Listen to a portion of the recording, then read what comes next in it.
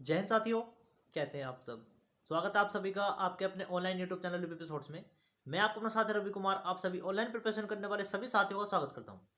साथियों, आज की वीडियो में बात करने वाले हैं UP triple S C PET परीक्षा 2022 के बारे में। जैसा कि आप सभी को पता है, 15 और 16 अक्टूबर यानी आज और कल आप सभी की UP triple S C PET की परीक्षा सकुशल संपन्न होने जा रही हैं कल को। और आज बहुत सारी परिस्थितियां ऐसी रहीं कि आप लोग है ना, मेरी बात तो मानते हैं नहीं, क्योंकि मैं एक छोटा क्रिएटर हूँ यूट्यूब पर। और आपके हित की जो मैं बात सोचता हूँ उस पर आप वो गौर नहीं देते हैं, बिल्कुल भी, बिल्कुल अनदेखा कर देते हैं। और उस अनदेखा की वजह से आज आप लोगों को इतनी परेशानियों का सामना करना पड़ा है। उसके पीछे बहुत सारे कारण हैं, लेकिन जिन परेशानियों का सामना करना पड़ा है, जिसकी वजह से जो समस्याएं हैं, मैं उन्हीं के बारे में थोड़ा सा आपको अवगत कराऊंगा कि मैंने पिछली वीडियो में क्या बताया था और मेरी बात को आप किस प्रकार से नहीं मानते हैं। मैंने पिछली वीडियो में कहा था कि 37 लाख प्लस कैंडिडेट ने इस बार यूपी प्लस सी पीईटी का फॉर्म अप्लाई किया है, ठीक है। और 1 से 2% को छोड़ दीजिए जो सिर्फ फॉर्म ही डालते हैं, बाकी सभी कैंडिडेट बेरोजगार होने के नाते एक तरीके से वो सभी कैंडिडेट बेरोजगार हैं जिन्होंने यूपी प्लस सी पीईटी का फॉर्म अप्लाई किया है, ठीक है। तो वो सभी कैंडिडेट बेरोजगार होने के नाते इस बार परीक्षा देंगे। और परीक्षा देने का मतलब ये होता है कि आपको आपको पता चल गया कि आपके एग्जाम सेंटर बाहर गए हैं और बहुत दूर दूर 100 200 300 किलोमीटर तक दूर गए हैं। तो मैंने पिछली वीडियो में आपसे कहा था कि आपको समय रहते अपने एग्जाम सेंटर पर पहुंचना है और उचित साधन से पहुंचना है, किसी प्रकार की बारिश ना हो जाए, कहीं कुछ और समस्या ना आ जाए। तो आप सभी को बहुत सारी समस्याओं का सामना करना पड़ा है इस बार। जैसे कि मेरे यूट्यूब चैनल पर भी और व्हाट्सएप ग्रुप में भी और कई सारे अन्य जगहों से मेरे मैसेज आए, मुझ पर फोटो और वीडियो भी आई हैं कि किन किन कंडीशनों में आप पेपर देने गए हैं और बहुत सारे कैंडिडेटों के पेपर छूट भी गए हैं। मैं खुद इस बात का साक्षात गवाह हूं कि हर रूम में, अगर किसी रूम में 24 कैंडिडेट बैठे हैं या किसी रूम में 30 कैंडिडेट बैठे हैं, तो उसमें 10 से 12 कैंडिडेट ने परीक्षा छोड़ दी है। मैं ये नहीं बता सकता कि वो परीक्षा उन्होंने क्यों छोड़ी है, लेकिन मुख्य जो कारण लग रहा है, जो मेरे पास वीडियो या जो मेरे पास फोटो क्लिप आई हैं, उनसे देख के तो मुझे मुख्य कारण यही लग रहा है कि आपको समय रहते आप अपने एग्जाम सेंटर पर नहीं पहुंच पाए हैं, एग्जाम हॉल में नहीं पहुंच पाए हैं, ठीक है। उस समय रहने का क्या कारण था? आप घर से या तो देर से निकले, समय रहते नहीं निकले, और आप जैसे ही किसी रोडवेज बस स्टैंड पर या किसी प्राइवेट बस स्टैंड पर या रेलगाड़ी के चक्कर में, ट्रेन के चक्कर में, आप जब जैसे ही आप स्टेशन पर पहुंचे तो आपने देखा, आपने पहले से ही पाया कि वहां पर इतनी भीड़ है। ट्रेनों के डिब्बे के ढक्कन नहीं, ट्रेनों के जो गेट हैं वो बाहर से पहले ही बंद हैं। लोग हैं, आप स्टेशन पर खड़े के खड़े रह जाते हैं, ट्रेन निकल जाती है, ठीक है। तो इस वजह से बहुत सारे कैंडिडेट एग्जाम सेंटर तक, एग्जाम हॉल तक नहीं पहुंच पाए हैं। तो बहुत सारे कैंडिडेटों की परीक्षा व्यर्थ जा रही है, छूट जा रही है, ठीक है। तो मैंने जैसे पिछली वीडियो में आपको कहा था कि आप समय रहते घर से निकलिए और उचित समय पर अपने जो उसमें आपका एडमिट कार्ड में जो आपका समय दे रखा है, उसके समय रहते आप अपने एग्जाम हॉल में और एग्जाम सेंटर पर पहुंचिए। तो आप ऐसा क्यों नहीं करते हैं यार? बड़ा भाई ना सही, छोटा भाई या अपना सहपाठी समझ के मेरी बात पर विश्वास कर लिया करो, मेरी बात को मान लिया करो। जिसका पेपर छूट गया है ना, इसी कारण से कि मेरी ट्रेन मिस हो गई, मैं थोड़ा सा घर से देर निकला था तो मेरा रोडवेज स्टेशन पर पहुंचने में जाम लगा मिला, मेरी बस लेट हो गई, मेरी बस खराब हो गई, ठीक है। तो बहुत सारे कारणों से जिन कैंडिडेट का पेपर छूटा है वो मेरी वीडियो को देखकर सचेत हो जाएं, और जो जिनका पेपर नहीं छूटा है और जिनका लग रहा था कि ना 10 मिनट पहले ही पहुंचे हम, वो भी सचेत हो जाएं भैया कि यूपी पीईटी तो चलो एक बार का प्रारंभिक अर्हता परीक्षा है, लेकिन आपकी लाइफ में बहुत सारे एग्जाम आने वाले हैं या बहुत सारी चीज़ें ऐसी आने वाली हैं जो टाइम का पंक्चुअल होना सिखाती हैं, टाइम की वैल्यू सिखाती हैं, ठीक है।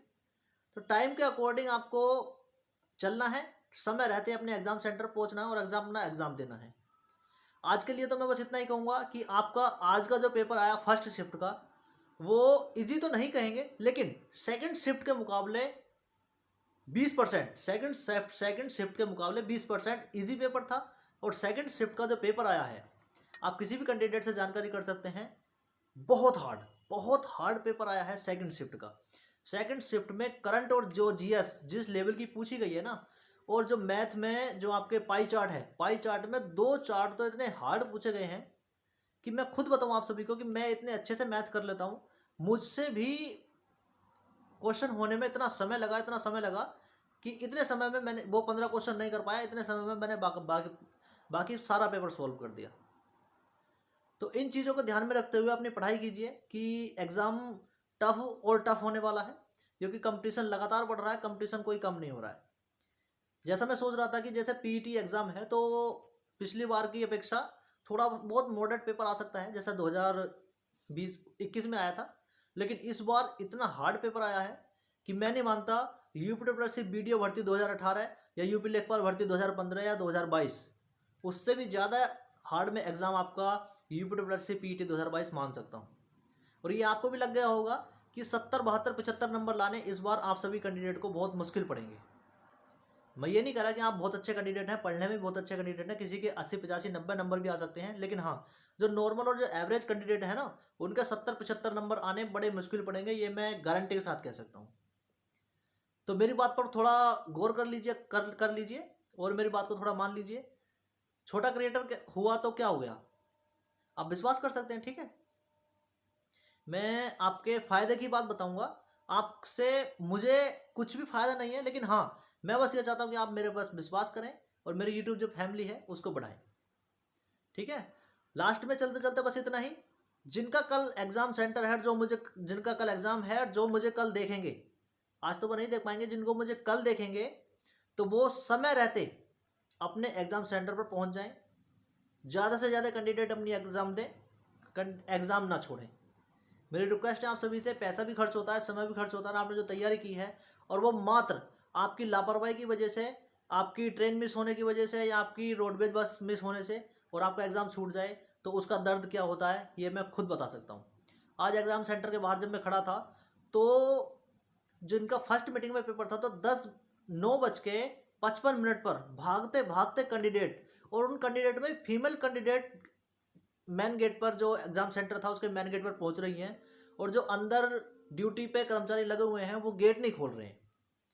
तो वहां मैंने रिक्वेस्ट करी कि सर ये सभी कैंडिडेट वैसे नहीं हैं, ये कैंडिडेट जाम में फंस गए हैं या इनकी ट्रेन किसी वजह से लेट हो गई है, तो आप इनको प्लीज़ एंट्री कर लीजिए। तो उन कैंडिडेट की बड़ी मुश्किल में लास्ट समय पर एंट्री हुई, और मुझे विश्वास नहीं कि उन्होंने कैसे कैसे, कहते ना, आप हापाधूप में पता नहीं कैसे कैसे पेपर दिया होगा। तो समय रहते अपने एग्जाम सेंटर पूछिए, बिल्कुल भी हड़बड़ाहट नहीं करनी है, अच्छे से एग्जाम देना है, किसी प्रकार की कोई टेंशन नहीं लेनी है, जितना आता है उतना करो। और जो तुक्का लगाने वाली विधि कई सारी आप सभी को पता है और आप सभी एक्सपर्ट हैं उस चीज़ में, तो 1/4 की निगेटिव मार्किंग भी है, उस हिसाब को देखते हुए तुक्का लगाएं ताकि आपका स्कोर इंक्रीज हो सके। साथियों, आज की वीडियो में इतना ही। समय रहते समय को समझ जाइए, वरना समय रहते समय आपको समझा देगा, ठीक है। तो साथियों, मिलते हैं अगली वीडियो में। आज की वीडियो में बस इतना ही, तब तक के लिए बाय बाय, टेक केयर, जय हिंद। अगर वीडियो पसंद आई हो, अगर आपको अच्छी लगी हो तो प्लीज़ वीडियो को लाइक करें, अपने दोस्तों में शेयर करें। पीटी एग्जाम तो कल समाप्त हो जाएगा, लेकिन मैं अन्य एग्जाम के बारे में बता रहा हूँ कि ये तो चलो प्रारंभिक अर्हता परीक्षा थी, लेकिन कई सारे आने वाले टाइम में ऐसे एग्जाम आएंगे आप सभी के लिए कि वो आपका सिलेक्शन दिलाएंगे भाई। सिलेक्शन के लिए तो ये भी है, लेकिन समय रहते अपने समय मूल्य को समझ जाइए, ठीक है। आज ट्रेन में इस कंडीशन में आप सफ़र कर रहे थे, लास्ट में एक बात और कहूँगा कि मैं इस कंडीशन में आप सफ़र कर रहे थे ट्रेनों में, बस में, आपकी जान को खतरा हो सकता था। तो अपने माँ बाप के आप लाल हैं, लाली हैं, बेटे हैं, बेटी हैं, तो आपका जीवन आपकी परीक्षा से ज़्यादा महत्वपूर्ण है। तो अपने जीवन को बचाते हुए, क्योंकि एग्ज़ाम तो आते जाते रहेंगे, एग्ज़ाम और भी आ जाएंगे, लेकिन अपने जीवन को सेफ रखते हुए अपनी यात्रा को आगे बढ़ाइए। समय रहते अपने एग्जाम सेंटर पहुंचिए, एग्जाम दीजिए, ठीक है। हंसी खुशी अपने परिवार के साथ रहिए और अपने एग्जाम दीजिए और जल्दी से जल्दी सफल होइए। इन्हीं कामनाओं के साथ आज की वीडियो में बस इतना ही। तब तक के लिए बाय बाय, टेक केयर, जय हिंद।